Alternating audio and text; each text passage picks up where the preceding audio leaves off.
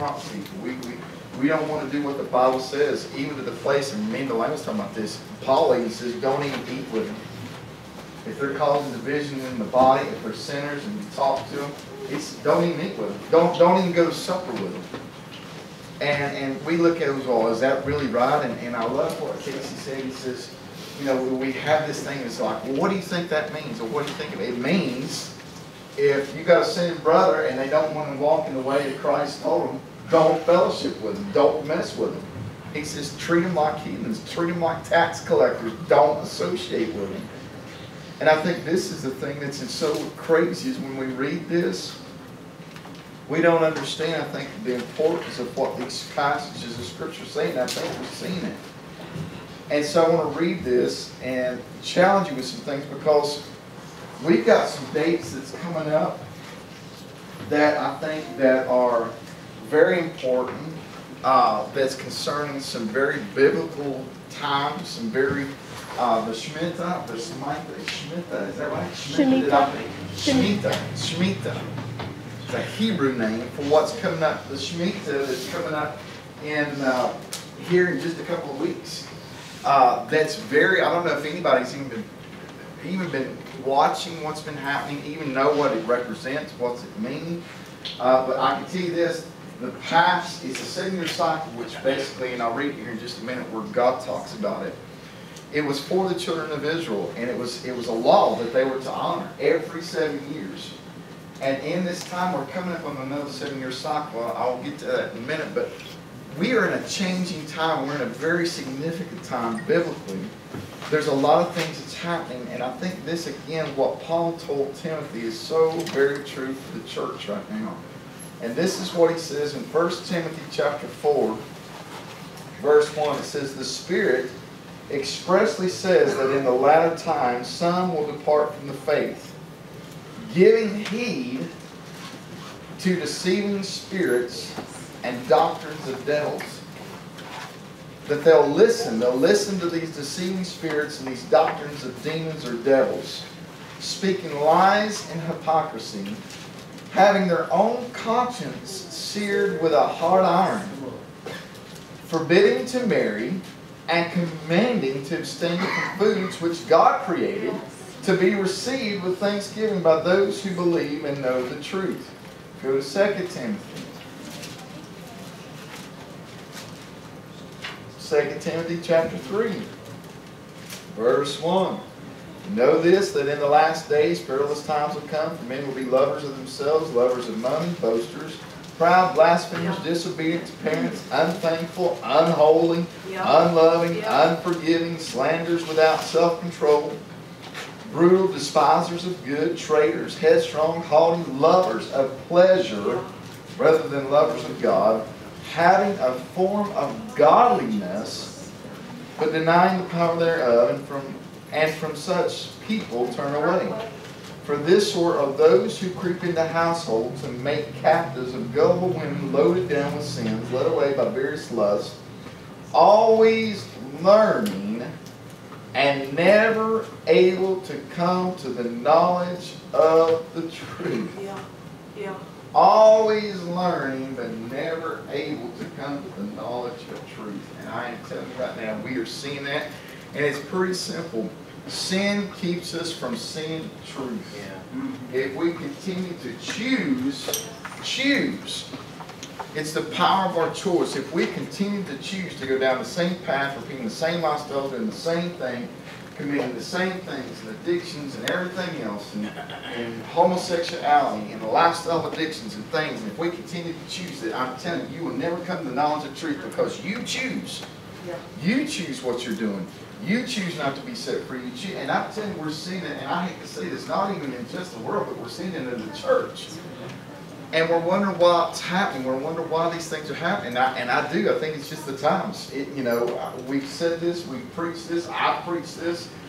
And getting to the place of understanding that, somewhere as the body of Christ, we are all faced with a choice. We have to come to the place of saying, you know what? I choose to follow you, Lord, all the days of my life. I choose to lay my life down. And I think that's part of the thing that we were even challenged with Wednesday night.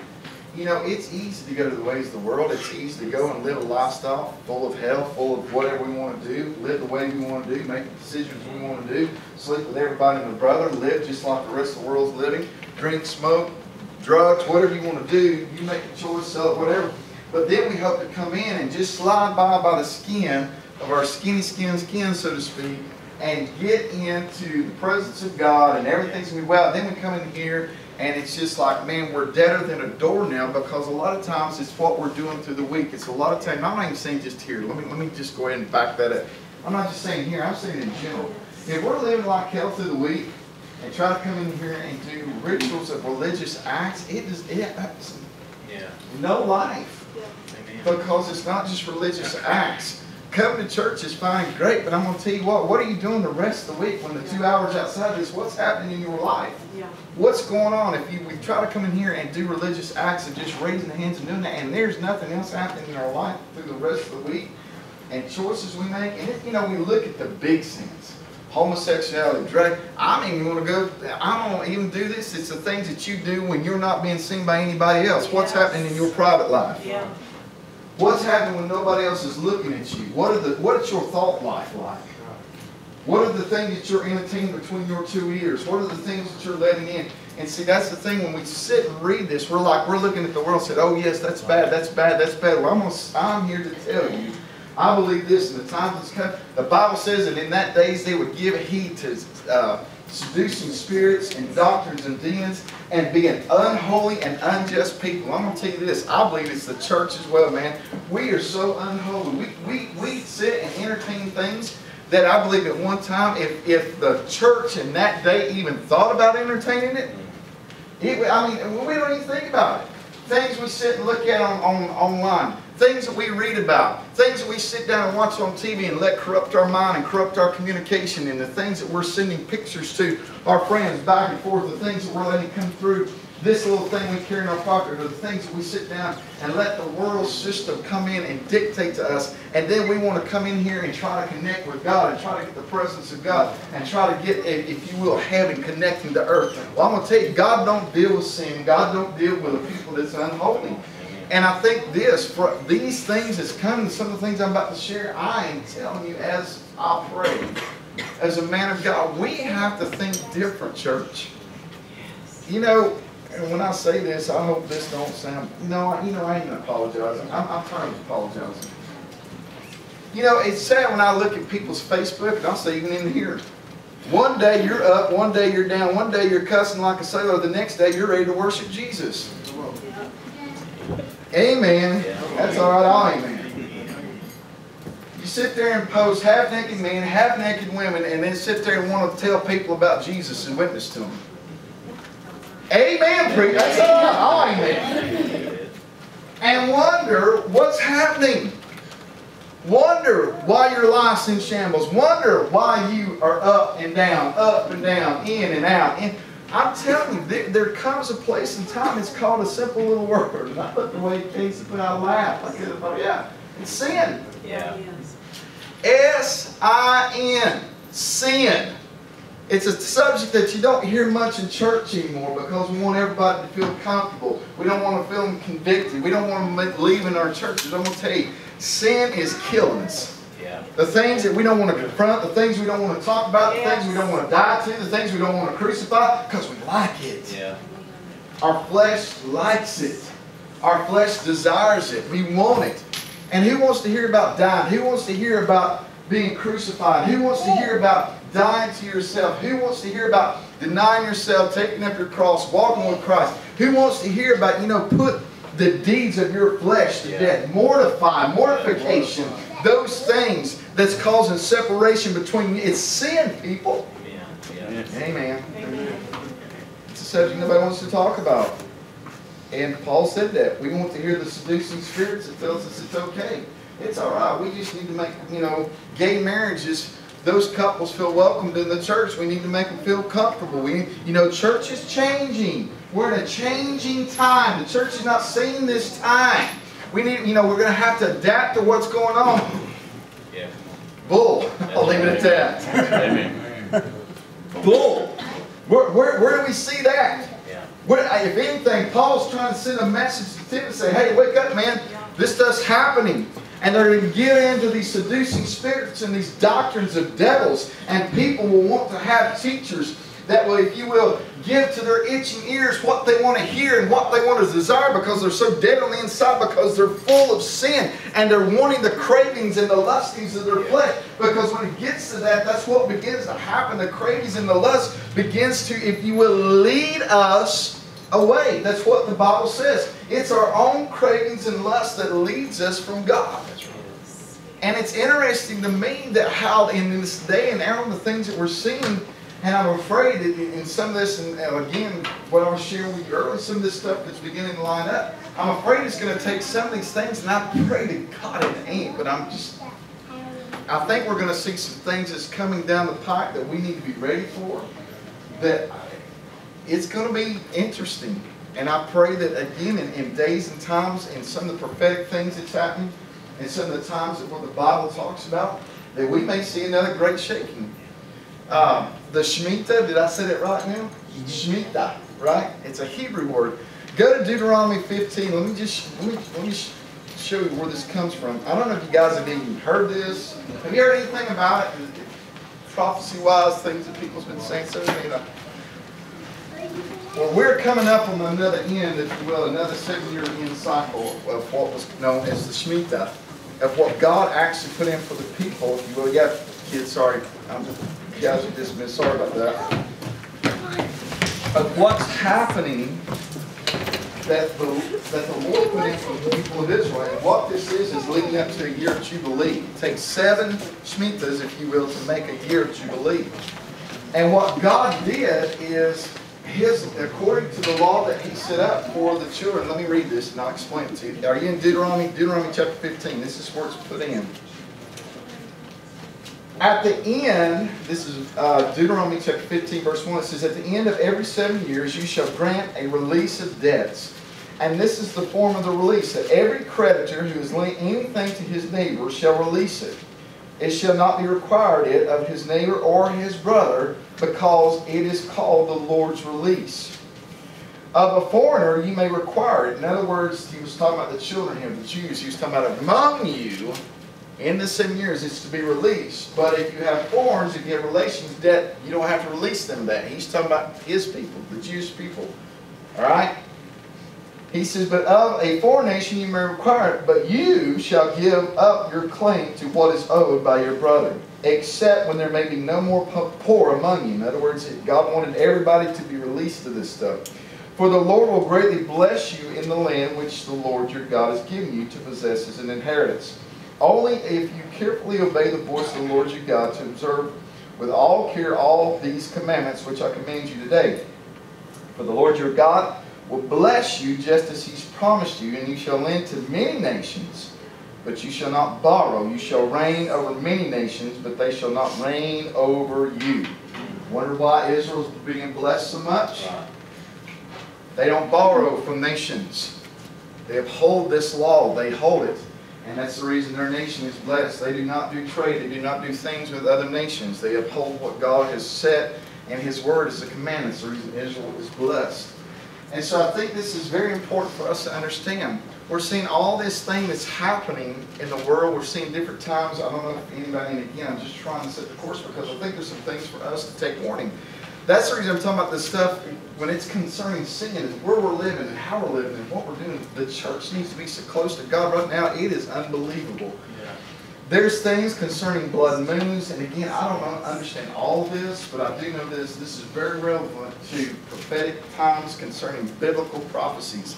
And we're in a time right now in a season that all this is coming to a head, especially coming this next month. This next month in September is very significant for a lot of things in the Bible. There's a lot of things concerning, how many of you heard about the bloods, the 4 blood moons that we're seeing, okay? There's significance in that concerning Feast of Tabernacles, the Feast of Trumpets, things that's going on. I don't want to get into all that, but we've got 2 coming up concerning the Feast of Trumpets and the ending of Tabernacles that's coming up in September. And one of these is coming up September the 13th. And so in this, many scholars, if you will, especially Messianic Jews, are saying we are in for some things that maybe come down the line, that they're trying to send warning to the church to say we need to be watchful, we need to be in prayer, and we need to be ready. And that's the reason I'm sharing this, because I feel like for us, if we're in a place that we're not giving heed to God, if we're just living our lives, you know, doing what we want to do, doing whatever, I'm afraid that we're going to be caught, so to speak, unaware, unready, anything. And if anything, we need to be in a place of not living sinful lives. We need to be wholly set apart to God for His perfect service of what He wants to do. We need to be in right standing. We need to be in worship with God. We need to be hearing God. It's like what when I said that, what I witnessed last night was one that, you want to talk about a sound that was released. I never heard anything like what I heard. I mean, I've never seen people just stand in awe of the presence of God. And when I say this, you know, I've heard it prophesied. I've heard that there is a sound that is coming, that is going to begin to sweep this nation. And I told Wayne, I said, that sound of what I heard last night, I had never heard in my life. The presence of God got so, it was in our living room. I couldn't even imagine what those people that was in that auditorium was experiencing.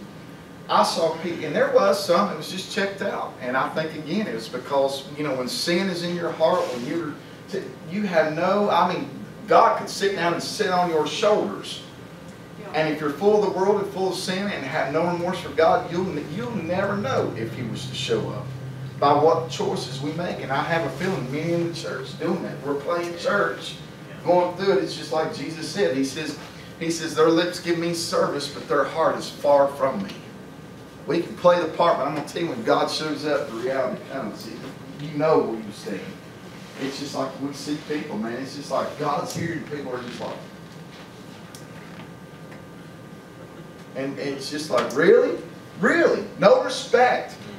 No respect for God. And I'm telling you, Paul talked about it. It's just like they're turned over to their own desires, to their own flesh, to their own ways, to their own thinking. And I'm telling you, we're seeing that. But I'm telling you, I'm afraid of what we're about to see, and I pray to God that it's not. But I think we have to be aware, and that's the reason I wanted to take some time this morning to talk about this. September 13th, 15th, in that whole, I guess you could say, that time frame, they're saying that one of the Shemitahs are coming to an year and 7-year end, that according to God's law, according to what happened, what I just read, it was a time that when God set this up, a Shemitah was the children of Israel was to take and, if you will, sow into the land and reap from the land. In other words, sow seed, reap. That's a kingdom principle as well as what God set up in His Word.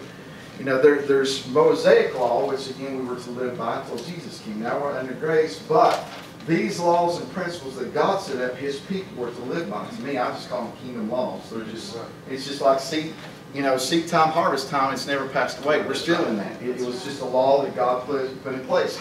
The Shemitah was the same thing. The children of Israel was to honor God and what He told them. He says, you can sow into the land, sow into the fields, do all these things, and reap from them for 7 years. That 7th year, though, you're to give the land, if you will, rest. You don't do anything.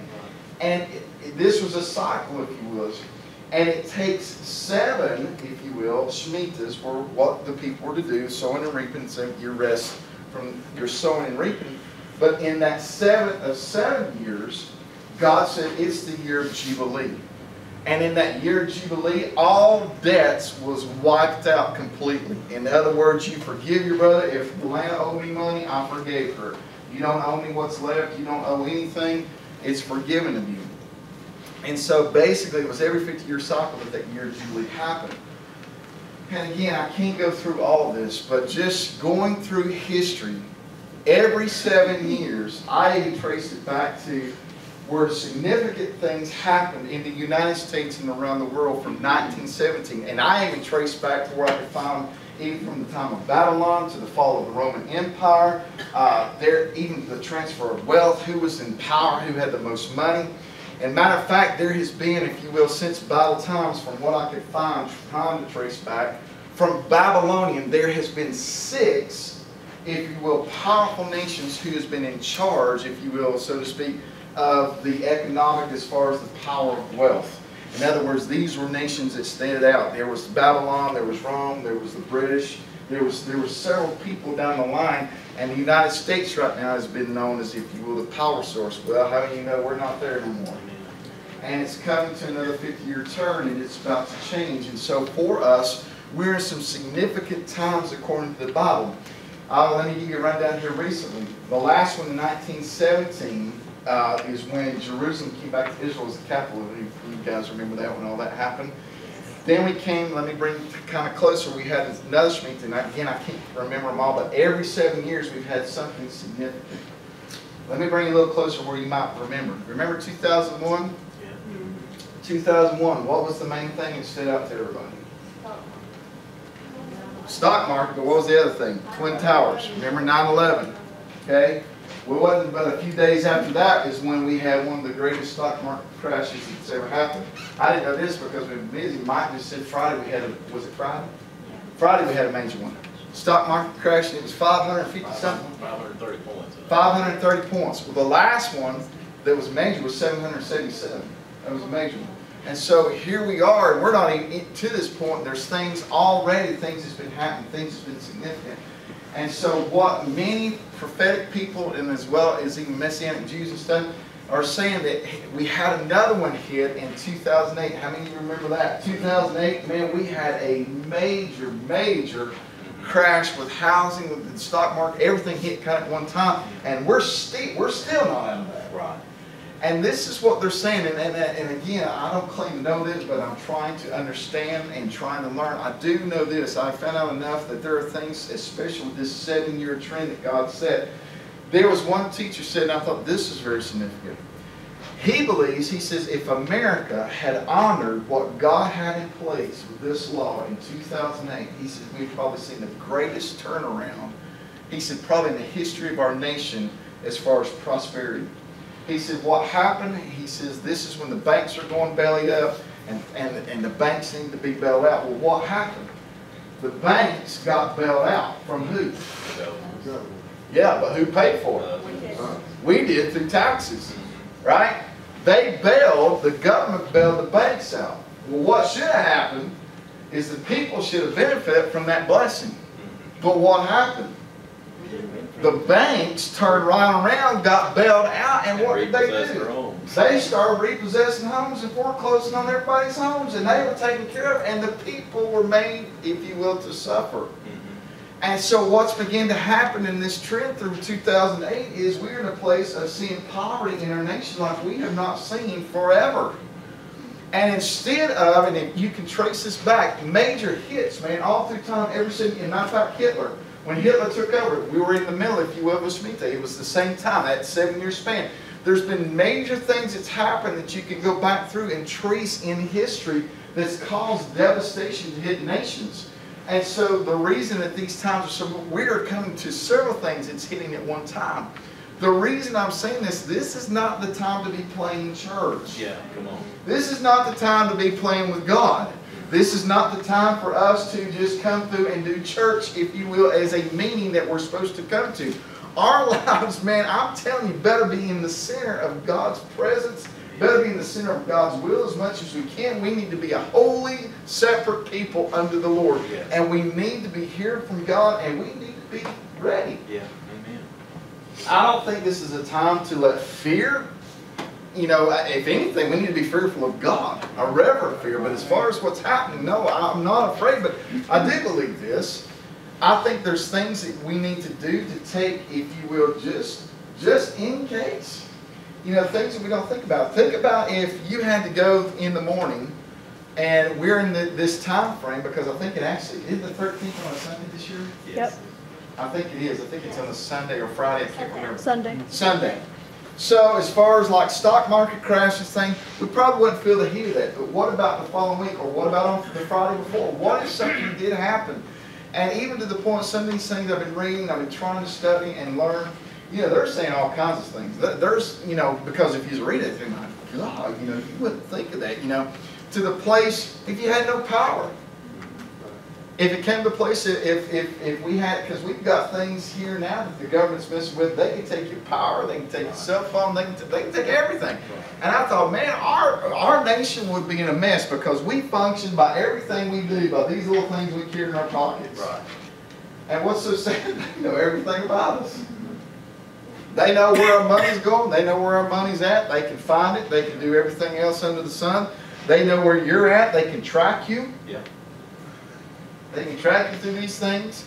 And the thing is when I say this, you know, what's setting up, what used to be, what the whole nations of the world look to is the mighty dollar. The dollar is not holding its place in our economy anymore. And I think for some, that's what they want. They would love nothing more to see America crash. They would love nothing more because, again, what we have to remember is we are looking at a corrupt world system. Yeah. And what's happening is this thing is setting up for Antichrist to come and rule.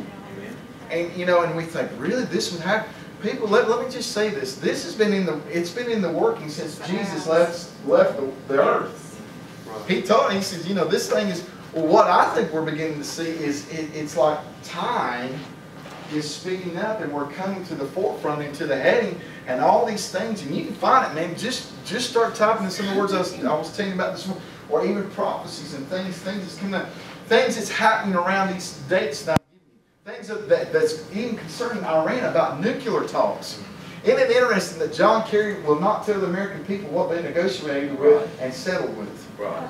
Won't tell them. We don't even know what was discussed. We don't even know what was settled. He says, I'm not at liberty to discuss those things. Really? And you're representing us, and we're putting our tail out there for who knows what, and you can't even tell the American people what's going on? Come on. And Mike just told me, what was it? You told me that about the body bags. Well, it's on Facebook, whether it's true or not. It said that FEMA was buying up body bags. Crazy, you know. But you kind of, you know, Facebook, you kind of got to, you don't know, but I do know this. There's even for our military. You know, isn't it interesting to know if you guys got guns or anything? Have you tried to go buy ammunition? Yeah. It's interesting. You can't find it. Why? Why can't you find ammunition? The government's buying it out. The government is buying it out. Our Army is now doing, if you will, practices and what do you call them? Urban warfare. Yeah, they're doing it within. They're what do you call that though? It's what is it? Jade Helm. JHELM. Yeah, but it's Exercise. the exercising. Maneuvers. Yeah, maneuvers and exercising within our, and it's for that very thing. And I'm thinking, why would our military be doing that?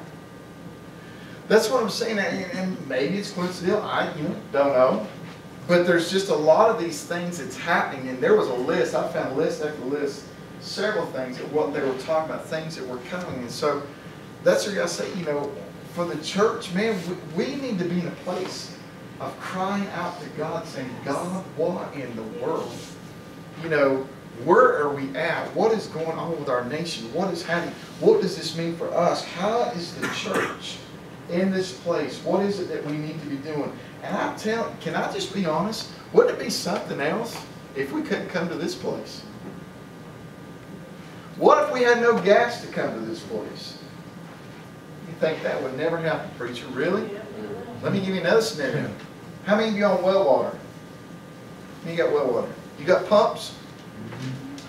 Boy, wouldn't it be something if you didn't have no power to get pumps? Pump that water to your house. You could have no water. It's true. No hot water. You wouldn't have water, period.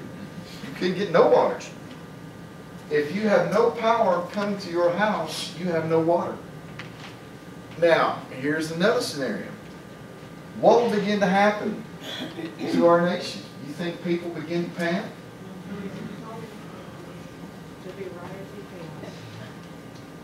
Something that our nation has never seen or experienced before. Now, I pray to God that, you know, I don't know. There are so many scenarios to this, but I do know this.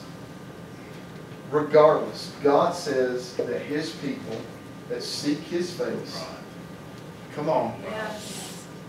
who honor Him, Yeah. who walks according to His laws, Yeah. and who are part of His kingdom, will be taken care of. I believe that, but I believe that there also were things that they did to make preparation. Yeah. I would suggest this. If you have not been making preparation, you might want to do so. I'm not saying go dig a bunker and live underground. That's not what I'm saying. You got one month, get off the grid. That's it. I'm not even saying get off the grid. This is what I'm saying.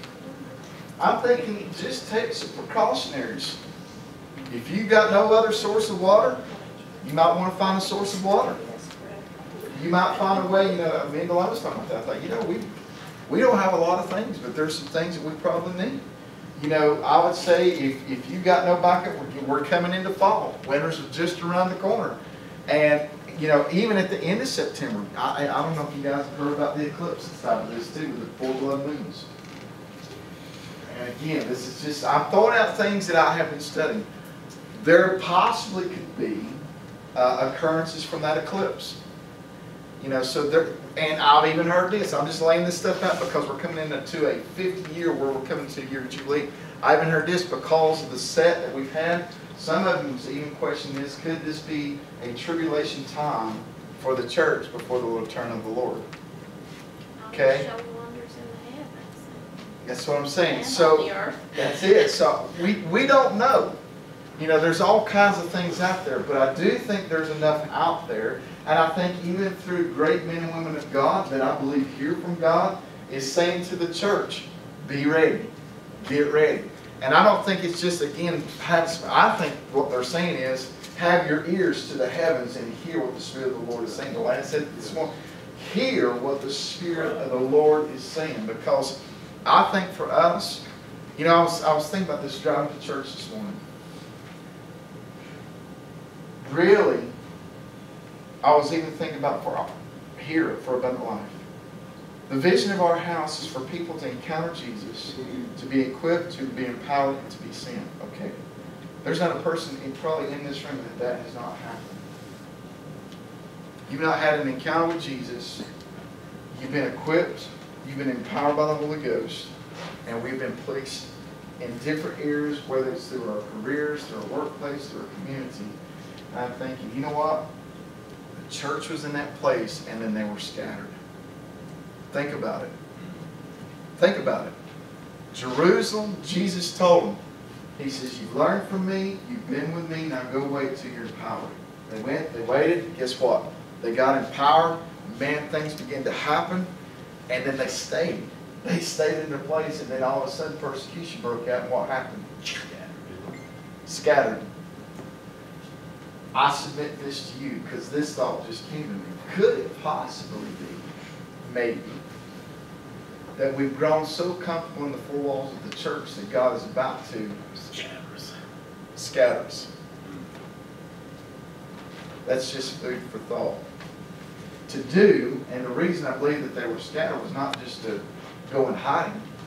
When they scattered, what happened to the church? It exploded. Man, there was churches going everywhere. I mean, there was churches popping up all over the place. And it wasn't just like church like we know. I mean, man, these are Holy Ghost filled. I mean, son ready to walk through the fire, face government, do whatever they need to be do, kill, execute, whatever.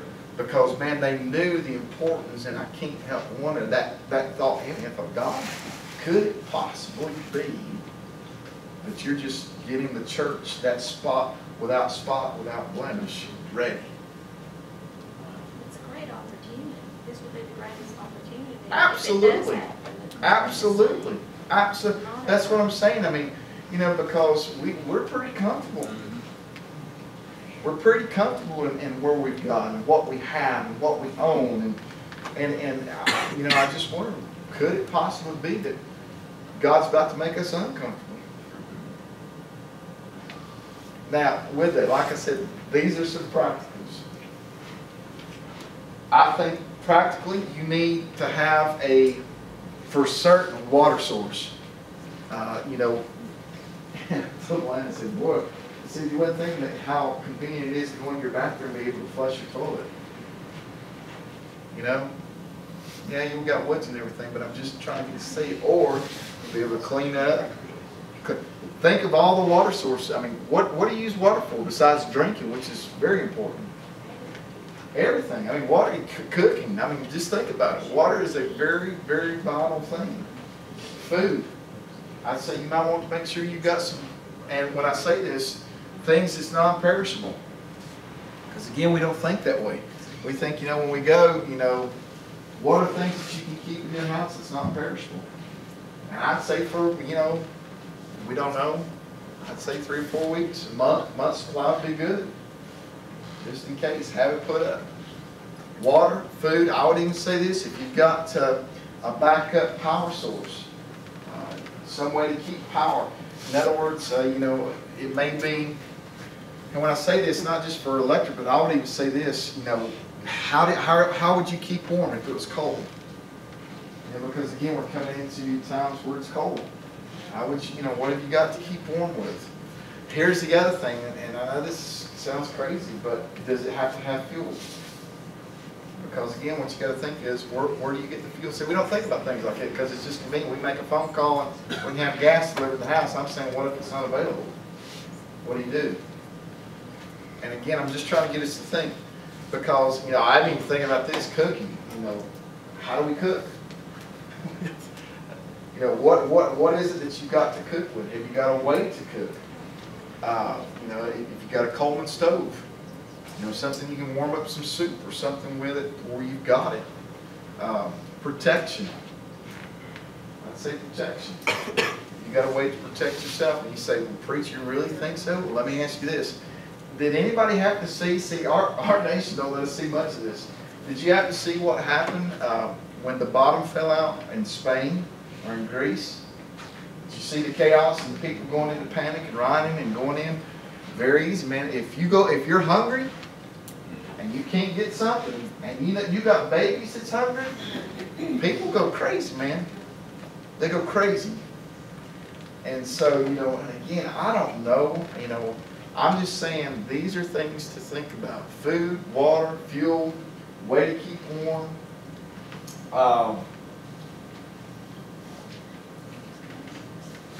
You know, batteries are important. Some way, flashlights, things like that. Just in other words, think about, you know, if you didn't have your convenience at home. Food, water, warm, all those things, those are very important things. Protection, I think, is important. When I say this, you know, we don't want to go out and shoot people. I'm saying to protect your family. Okay? If you needed to. If you needed to protect your family. This is something to think about. Because again, I'm telling you, we don't know. I pray to God it never gets to that place, but people get crazy. When chaos hits, and they think they're going to starve, they think they can't feed their families, they can't take care of their families, man, people panic. And that's where I think, just like what Teresa's saying, for us, it's going to be very crucial. But we have to be ready. Here's the other thing I'll just throw out. If the case being that we couldn't, you know, gasoline, you may want to have some gas put back in money. I say this, now even when I say this, I don't know if it'd even be beneficial. I'd say have money out of the bank. Have some cash at home. Now, the cash may not be no good if it crashes. But I would say this, if you've got some things, and I read some things, what would be used for trade? You know what one of the things that they said that would probably be used for trade? This blew my mind, was ammo. They said ammo right now would be a vital thing. People would be looking for ammo. And they said that went plus gold and silver. Gold, I don't know if anybody can afford it. It's a high right now. Unless you got money. Actually, gold is down. It ain't going down much. So, I mean, it's very expensive. Gold and silver both. I mean, for most people, it's very, per ounce, it's very expensive. Huh? 500-600 an ounce. I think it's about 1,100. I was going to say, I think it's more now. It's 11 something. About It's 1,100, I 1100 think. something else. I could check. And so that's where I say these are things, you know, think natural resources, cattle, think, you know, if you got land, things that's valuable that you can trade with. Because, like I said, if the dollar crashes, it's useless. That's the reason, I don't know if anybody's ever paid attention on that. If you get your money out and look, it says Federal Reserve Note. What that means is that the government's, I owe you. basically the government says it has worth, but if it crashes, it's paper. It has no value whatsoever. So that's where I say it's these things like this that you need to realize that, man, if you've got stuff that you can trade with, what would be valuable, especially, like I said, natural resources, things that you be looking for people that they need. I know this sounds crazy too, food and water would be one. They would be looking to bargain. If you had enough that you could do that, if you needed things. Pets. Way to make fire. You wouldn't think of that, way to make fire. Lighters, things, matches, wood. would be a great thing to have. Lots of wood if you needed it. Any questions? I mean, like I said, I wanted to take you some time to, I'm not done this. And I think it'd be, because again, I didn't know if you guys had heard. I was going to say Perry Stone is putting a lot of his stuff, and I've been sharing it on our church's Facebook page, so if you've got questions, every time I try to see an update from him about something like this, I try to share it on church's Again, Facebook you know, the main, page. I don't want the church being fear, okay? Because some of this stuff can put fear in. We're not to be in fear, okay? Jesus said, don't be, this stuff's happening, you know, it's going to happen. And we've seen stuff happening in the world. And I think, for whatever reason, I think the American church is bought into the lie that, oh, we're immune. You know, this is not going to happen. Well, we realized real quick in 2001, 9/11, we are not immune anymore to the things of the world. And I'm telling you, the negotiations that's been happening in Iran and the things that's going on, I'm afraid there's no telling what we're not immune to anymore. And they can hack into every computer. Oh, everything. Well, we've seen that. I mean, it's just here, we've been seeing, it's like God is letting little things out here and there to say, it's coming, it's happening. You know, things have shut down. I mean, the whole, what was it here a while back, that happened with the computers. Everything was shut down. Airlines were shut down, things that happened. I mean, it just stopped. And it's just like God has given us glimpses of saying, you know, it's on the horizon. It's coming, it's on the horizon. Think ready, be ready. You know what to do, just, you know. And I think that's the reason I say, you know, I wanted to share that for practical sense that, you know, let's do some things. I think even as the church, Mike made a good point this morning when we were talking before church. You know, when you read in the church, what did the church do? They came together. You know, they combined resources. They met needs when there was needs that arose. And I will tell you, you know, we think that there was no problems back then in the early church. Well, can I just say this? There was major problems. They were under a Roman, the biggest, most powerful government in time was in this time. And God said that Jesus came at the appointed time. There was a reason that He came during that time and modeled and gave something in that time that caused a major movement that impacted the entire world, even to the place that we're still being impacted today by it. And so that's what I say. It's been coming. We've been seeing it, and I think God has been sending the signs, the warning. But it's not a time either to go bury our heads in the sand or wait. You know, and I've seen the other extreme of this too, that they're calling for the end of the world. I don't believe that. I don't think that's it either. I don't think that Jesus is coming back to rapture us out. I believe in the rapture. I do believe the church is going to be raptured out, but I don't think this is it. I don't think it's time. I think if anything, I think that it's a time that the church is about to step at the forefront to those that have ears to hear, that's been ready, that's been in the place of what we saw last night. And I'm telling you, I've been in a lot of worship services and a lot of things, but I have never, and I heard a sound that I have yet to hear anywhere. I told Lane, I said, there's not even musicians that's played to be professionals can play what I heard last night. I'm telling you, there was a sound that came out of that place that I'm telling you, heaven and people, when the Bible talks about settling, when the people, even in the tabernacle, that's what I told Lane. I said, no one. I said, could you imagine what the people of Israel, man, when they dedicated the temple, and the Bible says that the priests, I believe that's what was happening, man, because people, they were just like in a trance, man. I mean, the presence of God was so thick in that place, people couldn't even move.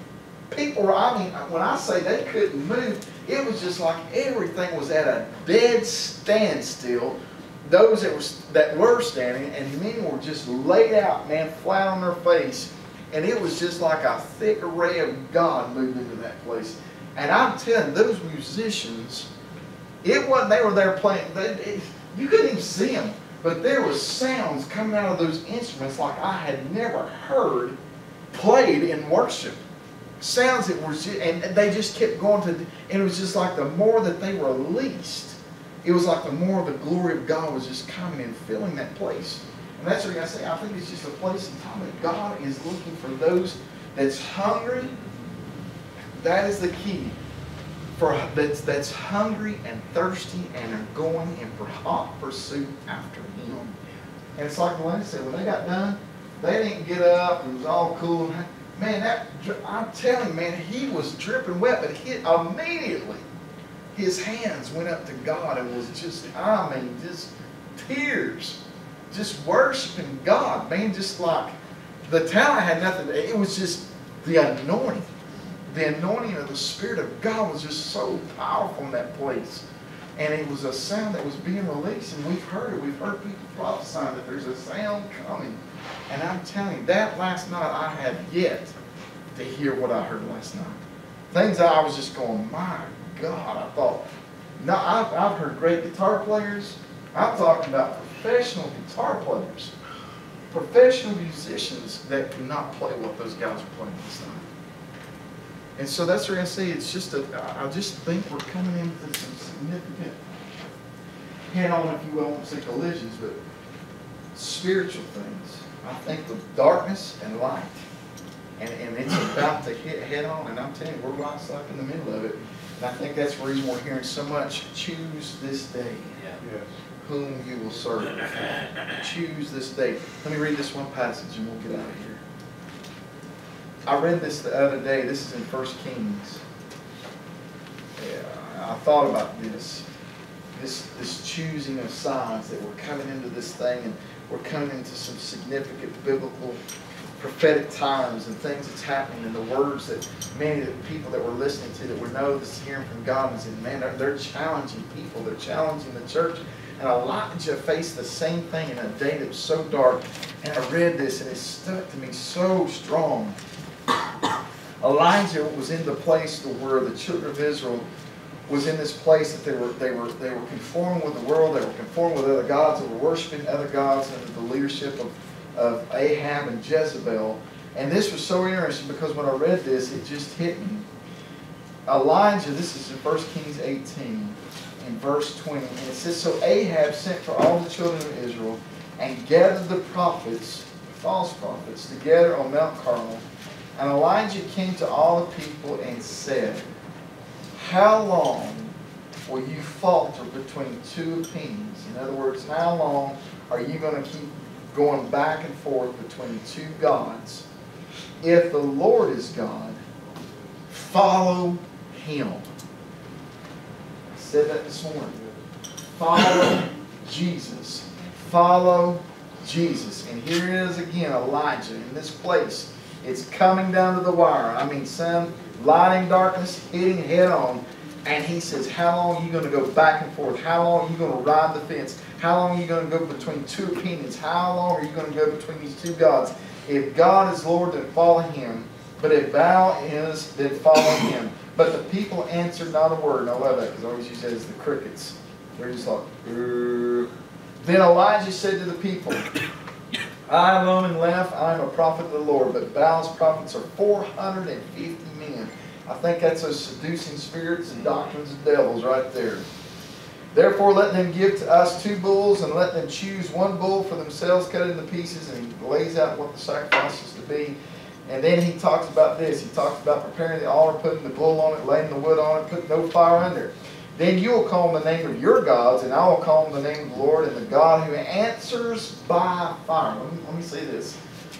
There's something significant about fire, and I never thought about this, and I'll hit it here in just a minute. He says, but the God who answers by fire, He is God. So all the people answered, said, it is well spoken, we'll do it. So Elijah said to the prophets of Baal, choose 1 bull, and he goes out and he calls out how they are to do their sacrifice. And he says, but if no one answers, he says, this is what's to happen. They were calling on Baal, Baal hears, this is verse 26, but there was no voice, no one answered. Then they leaped up the altar, and we know how the story goes. They began to cut themselves, dance around, as was their custom, with knives, and they were causing blood to gush out of them. Then it says in verse 30, then Elijah said to all the people, come near to me. So all the people came near, and he repaired, it's very important, and he repaired the altar of the Lord that was broken down. Again, our altars in our life need to be repaired. Our altars in our life need to be repaired before the Lord. We need to be seeking God a place, a sacrifice. Elijah took 12 stones according to the number of tribes of the sons of Jacob, to whom the word of the Lord had come, saying, Israel shall be your name. Then with the stones he built his altar in the name of the Lord, and he made a trench around the altar. He put wood in it on the order, cut the bulls in pieces and laid it on the wood, and said, fill 4 pots of water, pour it on the altar, do it a second time, do it a third time. They did as he commanded. And it came to pass at the time of the offering, the evening sacrifice, that Elijah the prophet came near, this is verse 36, and said, Lord God of Abraham, Isaac, and Israel, let it be known this day you are God in Israel, and I am your servant, and that I have done all these things at your word. Hear me, O Lord, verse 37, this is where I want to get to. Hear me, O Lord, hear me, that this people may know that you are the Lord God, and that you have turned their hearts back to you again. Then the fire of the Lord fell and consumed the burnt offering, and the woods, and the stones, and the dust, and it lit up the water that was in the trench. The fire, let me just say this in closing. Elijah was at a time that I knew was very significant where we're at. Everything was coming to an end. Elijah challenged the people. Elijah challenged the king and the queen. Elijah challenged the false prophets that was sitting there leading people astray. And he drew the line in the sand and he says, today, he says, you're going to choose.